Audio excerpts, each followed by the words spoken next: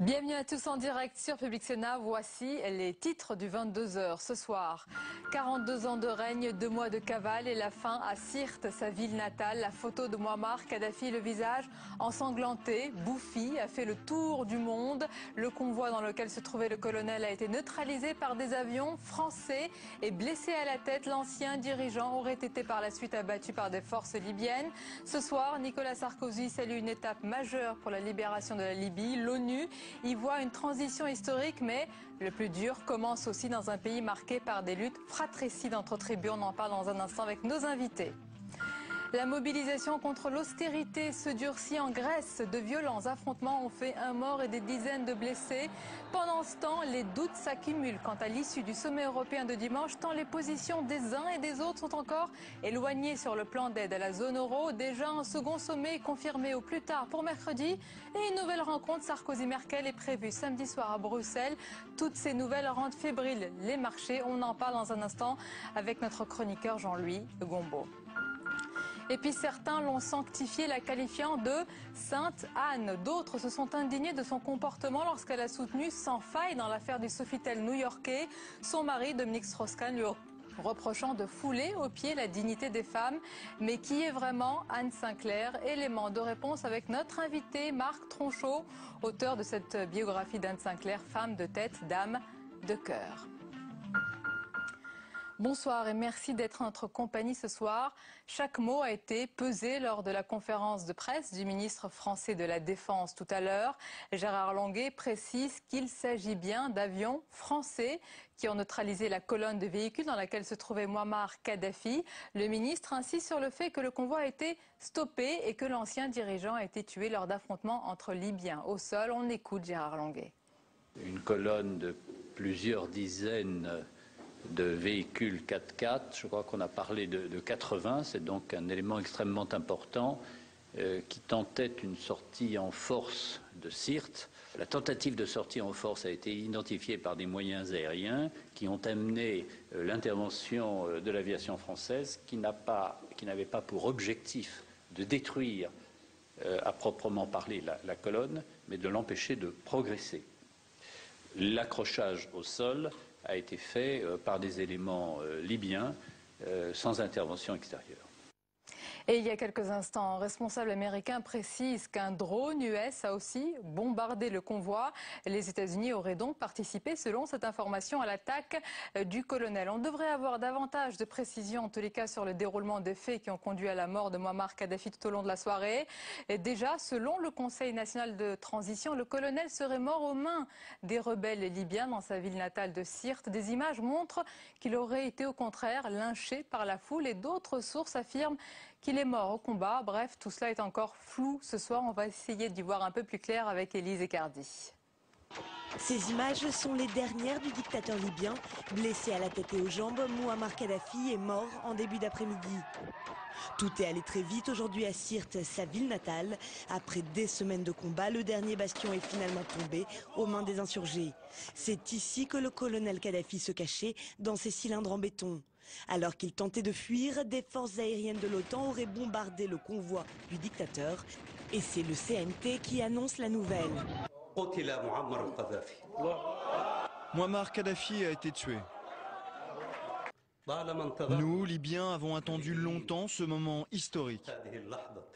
Des propos confirmés par le ministre de la Défense, il s'agirait même d'avions français. Les images le montrent vivant mais blessé au moment de sa capture par des insurgés exaltés.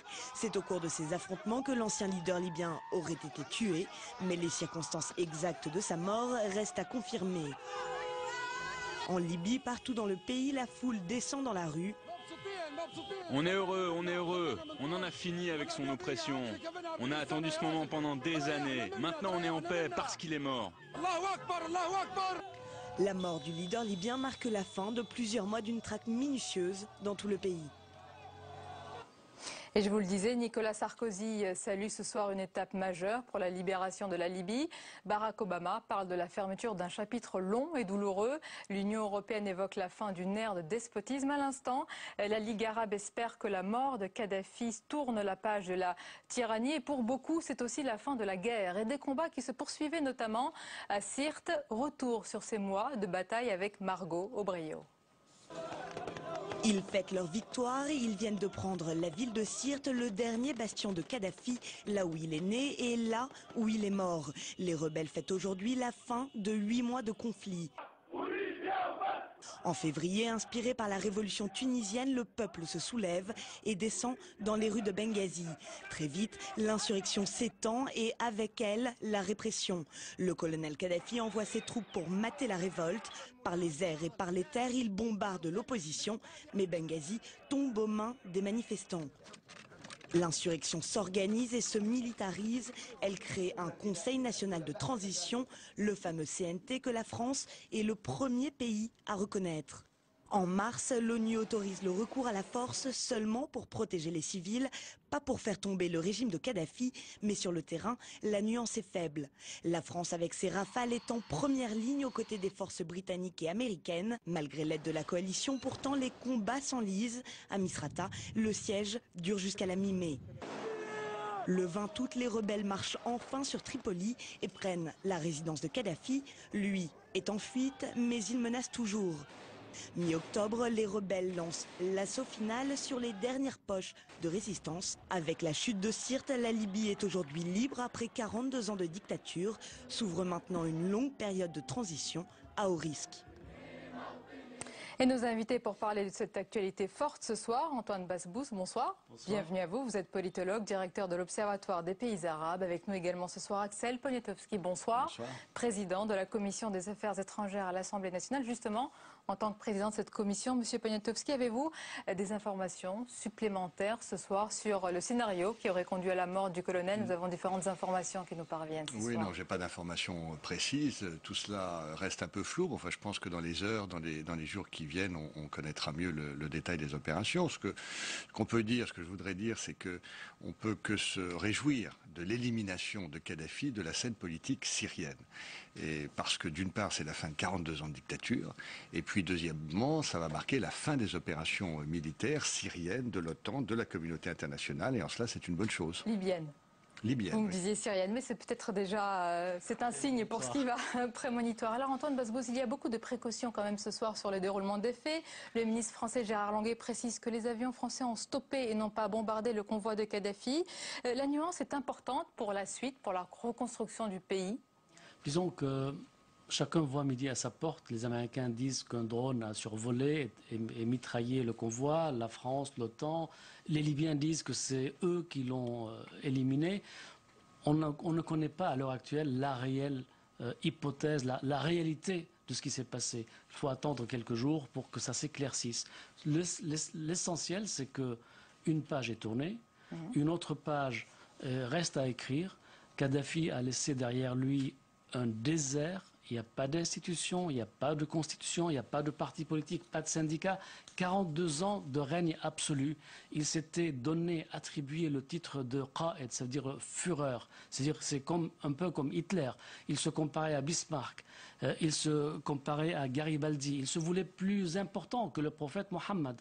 Donc voilà, il a régné de façon absolue pendant une génération et demie. Axel Poniatowski, la plupart des réactions, évidemment, ce sont des réactions de joie pour la mort du leader. Est-ce que quand même il faut regretter qu'il n'y ait pas de procès, même pour la vérité historique ?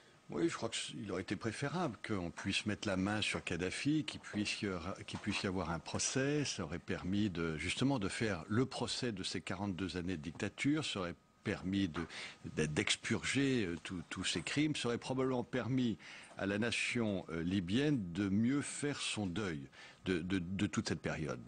Néanmoins, visiblement, ce n'est pas le cas, ça n'a pas été possible. Moi, je note quand même que l'attitude de Kadhafi au cours de ces derniers jours et de ces dernières semaines était en soi un peu suicidaire. Je veux dire, jusqu'au bout, il y a eu cette résistance armée extrêmement forte, extrêmement violente à Sirte. Et en réalité, ça a constitué un bastion où les combats ont été d'une teneur plus importante que partout ailleurs.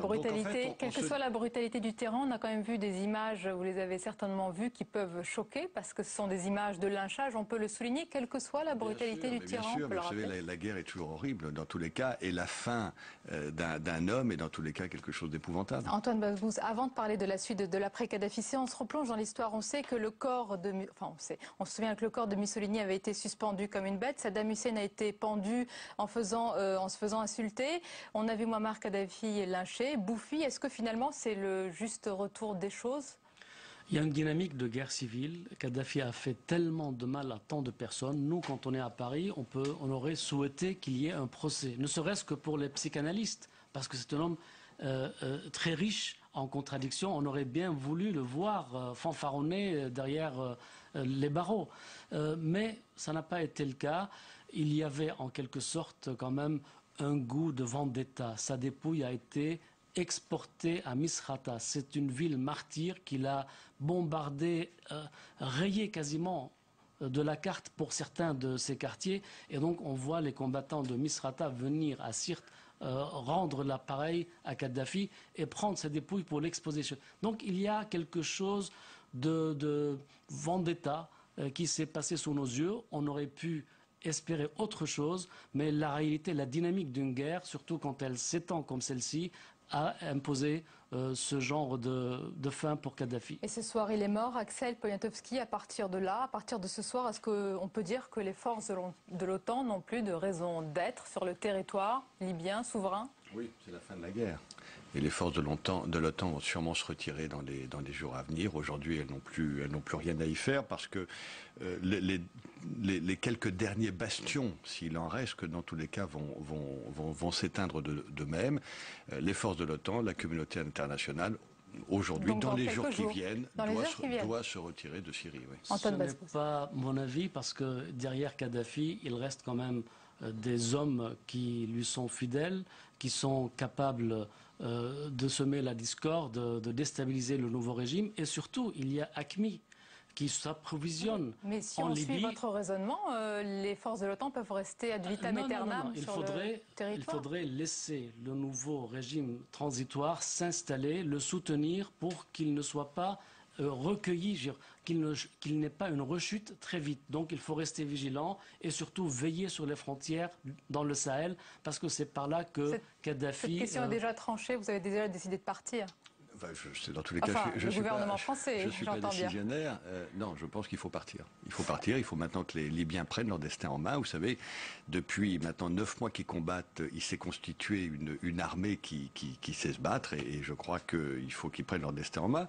Je pense que la première priorité va être le désarmement, justement. Il y a trop d'armes aujourd'hui en Libye. Mais maintenant, c'est à eux de jouer.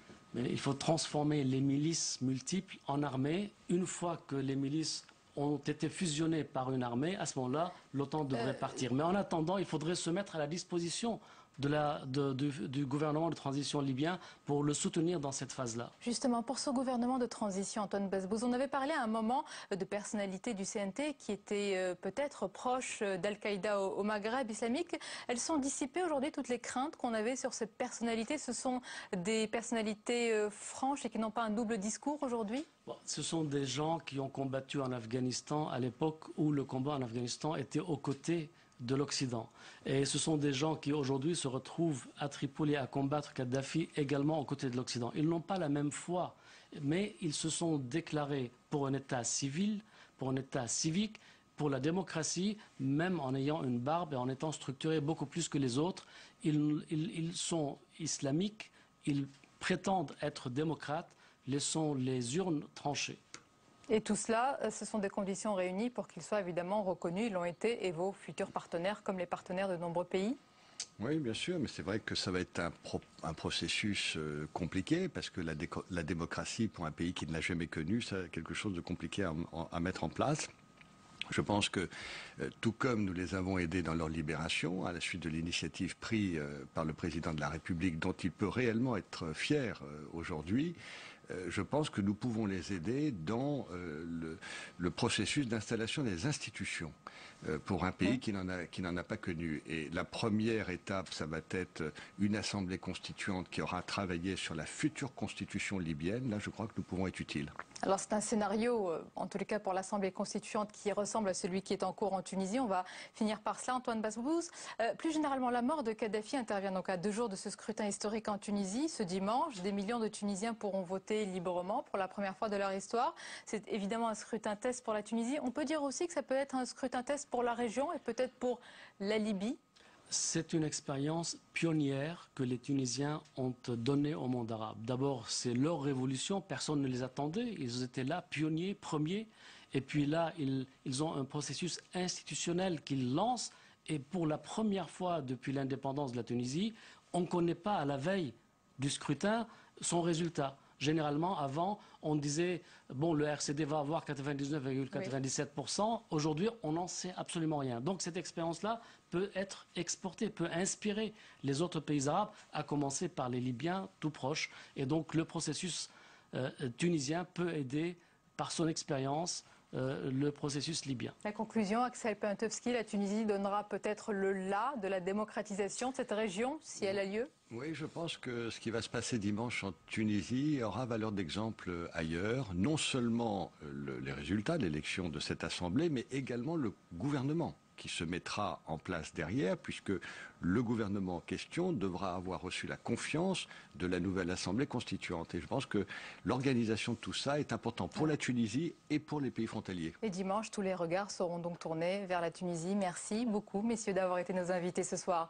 La suite du 22h est la situation qui dégénère. On parle d'un autre pays, c'est la Grèce. Un manifestant est décédé après de violents incidents en marge de la manifestation anti-austérité aujourd'hui, qui a également fait des dizaines de blessés dans la capitale grecque. Et ce soir, le Parlement a néanmoins adopté, grâce aux voix de la majorité socialiste, les articles de la nouvelle loi d'austérité dans un pays secoué par les convulsions de la crise. Paul Bouffard. Combat au corps à corps à coups de barres de fer et de gaz lacrymogène. Dans les rues d'Athènes, les manifestations anti-austérité tournent à l'émeute. Au 2e jour de la grève générale, plusieurs milliers de sympathisants communistes défilent pacifiquement dans la capitale grecque. Mais en début d'après-midi, le cortège se transforme en bataille rangée. Des groupes de jeunes bombardent le Parlement de pierres et de cocktails Molotov. Sur ces images, les manifestants communistes eux-mêmes sont obligés de repousser les jeunes casseurs qui ont fait d'Athènes une ville en guerre. Au pied du luxueux hôtel de Grande-Bretagne, les syndicalistes s'opposent à une masse de jeunes vêtus de noir. Au cœur de la contestation, un nouveau plan de rigueur budgétaire en vote au Parlement. Les manifestants ont décidé d'occuper la place Syntagma jusqu'à la nuit, jusqu'au vote des élus. Les affrontements font leur première victime, un mort, un quinquagénaire touché à la tête en marge de la manifestation.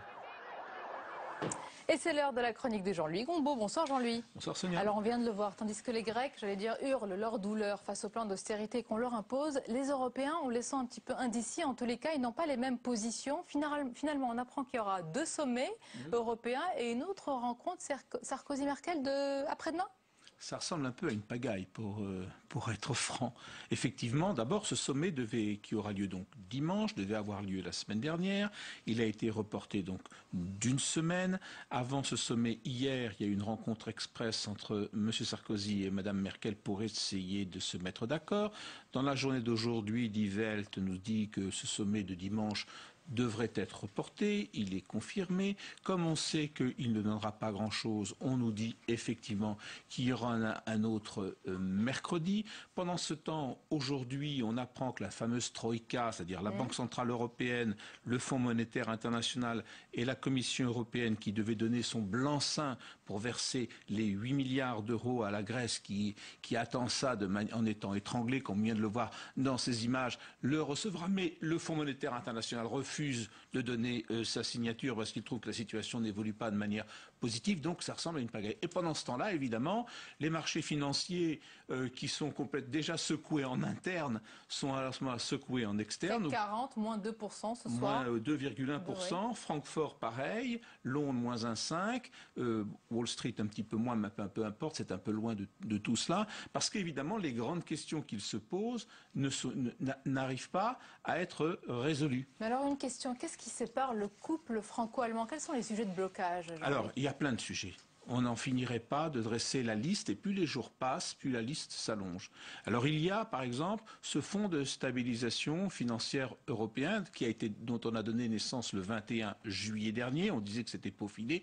Pas du tout. On ne sait pas très bien quelles seront ses fonctions. On ne sait pas très bien comment il agira. Et on ne sait pas très bien quelle enveloppe il disposera. Parce qu'effectivement, l'enveloppe, elle ne peut que bouger en fonction des missions qui lui sont affectées. Or, sur ces missions, il y a un désaccord. Il y a un problème aussi sur comment on va recapitaliser les banques européennes. Est-ce que ce fonds en question aidera à la recapitalisation, oui ou non? On ne sait pas également si cette fameuse 8 milliards seront versés aux Grecs. Donc, on est d'entrée dans un système de confusion. Alors, ce qui est inquiétant, c'est pas tellement qu'on ne connaisse pas les réponses à ces questions, c'est qu'au fur et à mesure qu'on fait un pas vers la solution, la crise, elle fait 2 pas vers les problèmes. Si on fait 2 pas vers la solution, elle en fait 3. Donc on est toujours derrière à la remorque, et pendant ce temps-là, effectivement, chacun se demande s'il a intérêt à rester dans le bateau ou si ce bateau n'est pas dans une situation particulièrement précaire. Cela dit, la situation est telle que peut-être que la gravité est telle que peut-être que ça va rabobicher tout le monde. On l'espère. Merci beaucoup Jean-Louis pour cette analyse. La suite du 22h avec tout de suite tout ce qui vous a échappé dans le reste de l'actualité. Regardez, c'est le tour de l'info. Il est signé Cécile Sixou.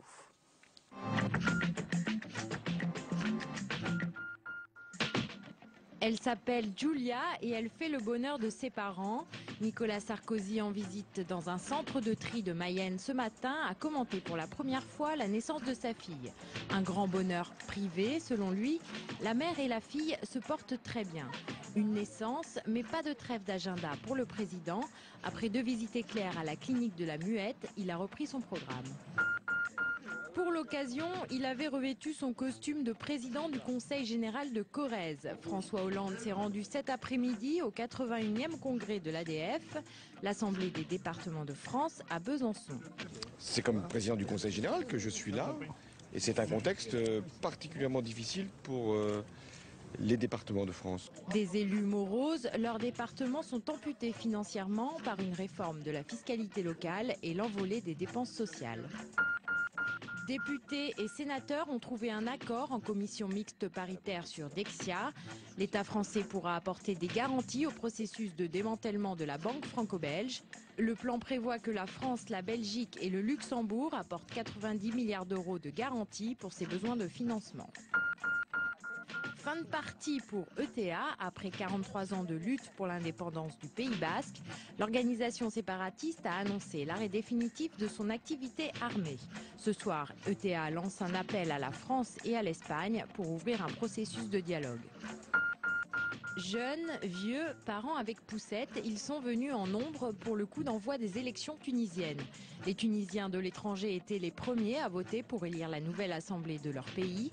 Un scrutin historique après la chute de Ben Ali au printemps dernier. C'est le premier pas, c'est le vote, mais le chemin est encore long, et puis, mais on est déterminé. C'est vraiment une fierté, très simplement.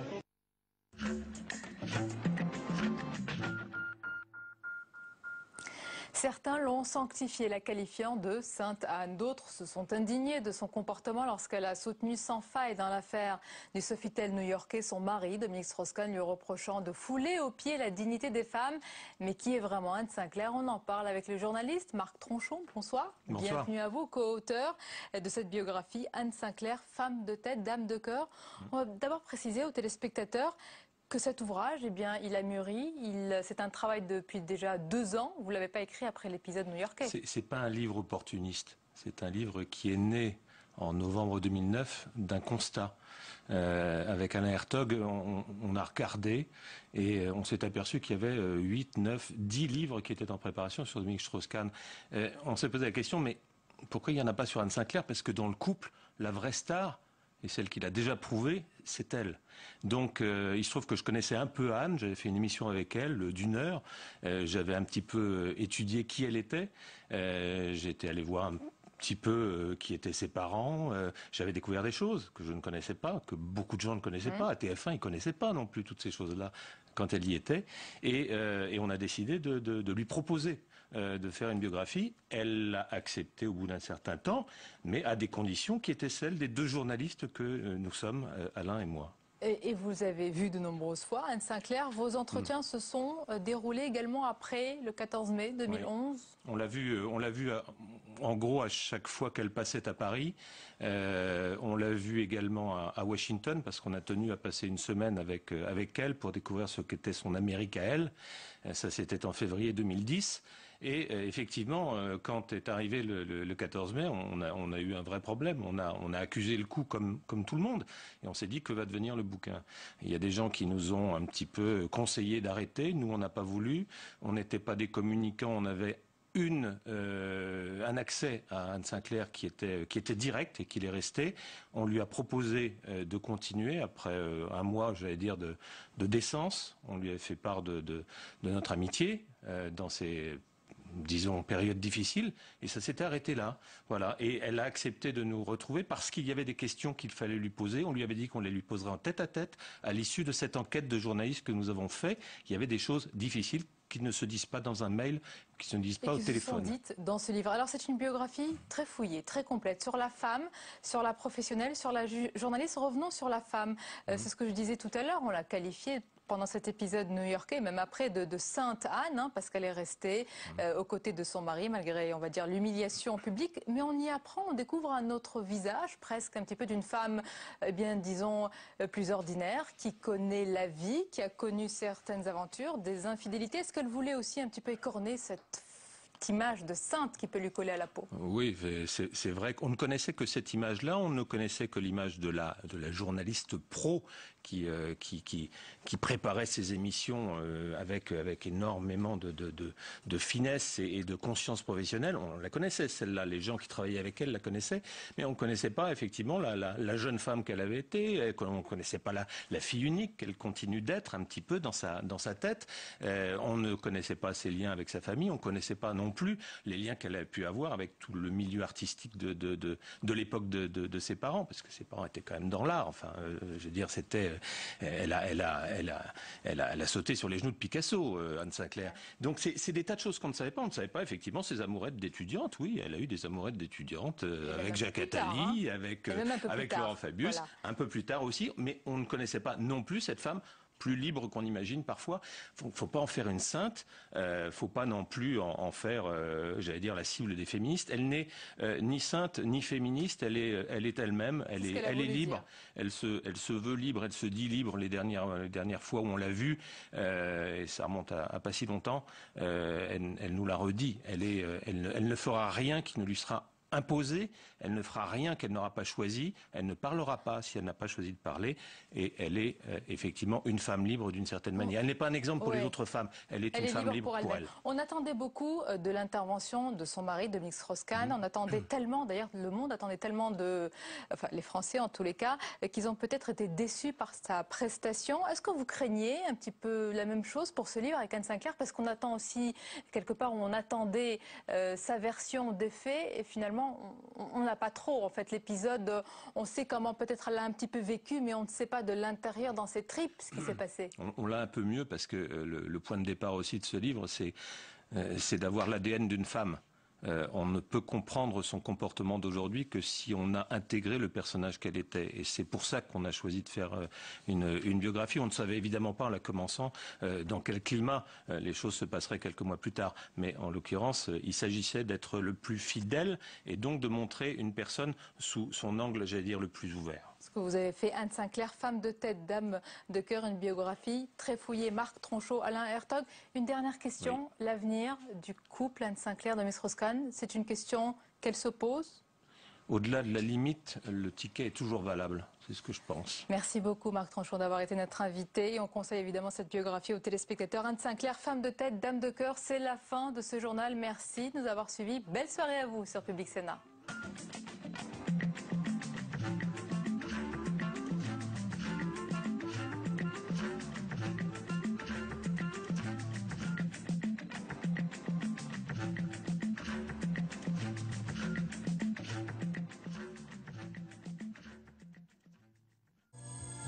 qui construisit de ses mains vos usines.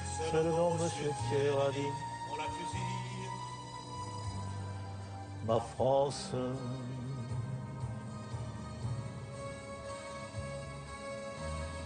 Picasso tient le monde au bout de sa palette.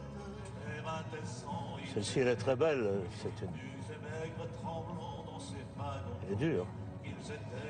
Les Ferrat, les Brassens, les... Bien sûr. Que des rebelles.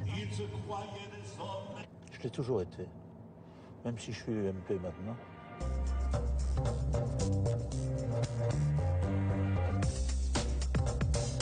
Le nombre de sénateurs et sénatrices de gauche devient si important que quand on regarde l'hémicycle, avant on était tous logés dans un coin de l'hémicycle et peu à peu le quartier s'agrandit sérieusement. Et si ce n'était les centristes, on est sur le point, à quelques unités près, de faire cette majorité au Sénat, ce qui serait quand même inédit.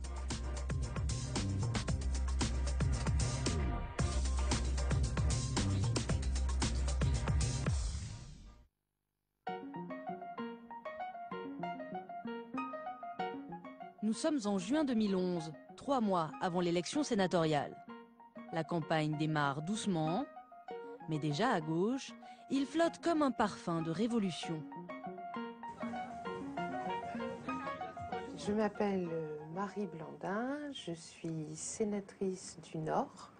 Je le suis depuis 2001, le renouvellement arrive en 2011 et je suis désormais sur une liste de gauche. C'est une liste menée par le Parti socialiste qui a signé un accord avec Europe Écologie Les Verts. Donc ici, tu es à la limite, tu vois, du... D'accord. Première étape de la campagne, en solitaire.